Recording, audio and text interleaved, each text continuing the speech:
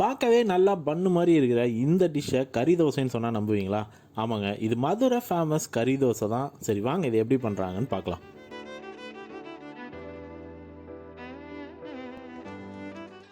நார்மலாக பண்ணுற கறி தோசை தான். ஆனால் இந்த வட்டத்துக்குள்ளே மாவு, முட்டை, சால்னாவை நல்லா கலக்கி அடித்து அதுக்கு மேலே மட்டனை நல்லா சாப்ஸ் பண்ணி மேலால் டாப்பிங் பண்ணதும் பார்க்கவே சும்மா கலராக அருமையாக பன்னு சைஸில் இருந்துச்சு.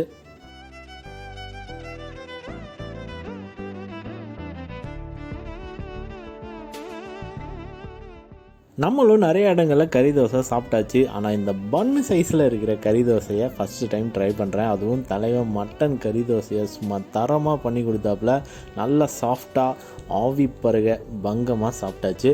நீங்களும் ட்ரை பண்ணி பார்த்துட்டு எப்படி இருக்குன்னு சொல்லுங்கள். இது ஸ்ரீ கோனார் விலாஸ் 6th அவென்யூ அண்ணா நகரில். ட்ரை பண்ணி பார்த்துட்டு எப்படி இருக்குன்னு சொல்லுங்கள்.